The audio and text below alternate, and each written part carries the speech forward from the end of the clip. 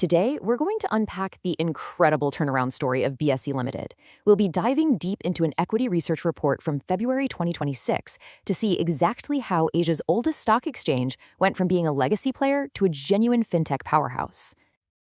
And this right here really says it all. The report calls BSE a structural compounder, the results of one of the most successful corporate turnarounds in recent Indian market history. It's not just an exchange anymore. Analysts now describe it as a high-velocity fintech ecosystem. Think of it as a dynamic, interconnected network of financial technology. But to really get how big of a deal this is, we've got to rewind the clock. For years, BSE was kind of stuck, always seen as the number two, especially when it came to the most profitable parts of the market. This chart shows you exactly what that legacy trap looked like. Back in fiscal years 21 and 22, the NSE was dominating the high-margin derivatives game, and BSE, their market share was less than 1%. That means they were pretty much stagnant, just relying on lower-margin stuff like cash trading and listing fees.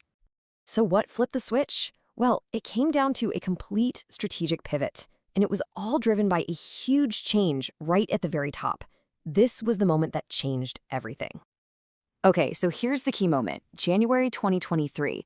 This man, Sundararaman Ramamurthy, takes over as the new MD and CEO.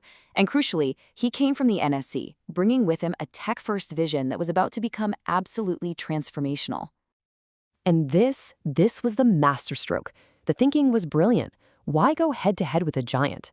Instead, they decided to outsmart them. BSE relaunched its Sensex and BankX derivative contracts, but with unique expiry days.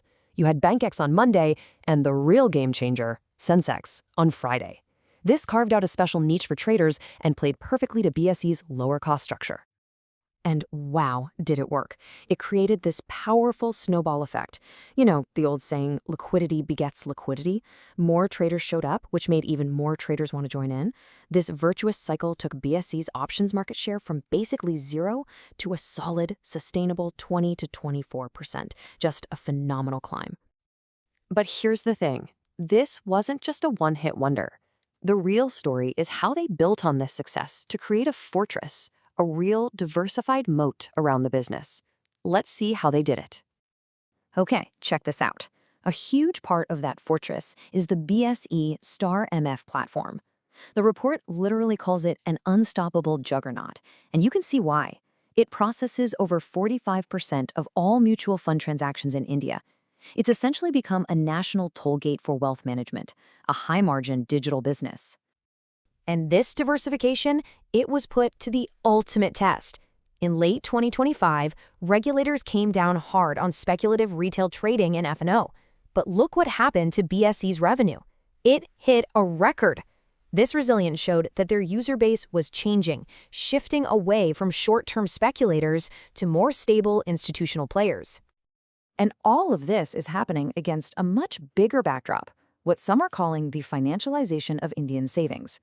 As more and more household money finds its way into the equity markets, BSE is just perfectly positioned. The report even notes that institutional volume now makes up 30% of its derivative turnover, which is a clear sign of a maturing market. All right, so with all that context, where does BSE go from here? The research report lays out a really balanced view, giving us the bull case versus the bear case. So on the bull side, the arguments are pretty clear. The continued financialization of savings, the insane scalability of Star MFF, and the potential for huge passive inflows from global index inclusion. But the bear risks are also very real.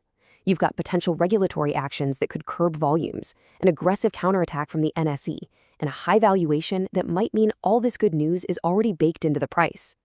And for the bulls, the excitement isn't just about what's already happened. It's about what's next.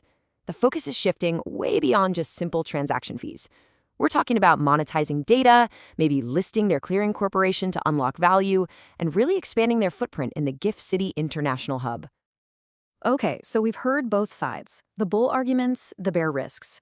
So what's the final takeaway from the analyst report? Let's get to their conclusion. And this is the absolute key. The report labels BSE a compounder. Why? Because of something called high operational leverage. Think of it like a software company. The upfront costs to build the platform are massive, but once it's up and running, every new transaction costs almost nothing to process. That means pretty much every additional rupee in revenue flows straight to the bottom line as profit. This quote from the report just nails it. Investors should view BSE as a proxy for India's capital market maturity. What they're saying is, investing in BSE is like investing in the growing maturity of India's entire financial system. It's a big picture play. So, what's the final actionable insight from this whole analysis? It boils down to a buy on dips strategy. The big idea here is to change your perspective. Don't see regulatory noise or market jitters as a threat. According to this report, you should see it as a potential window to get into a business that has fundamentally and structurally transformed itself for the future.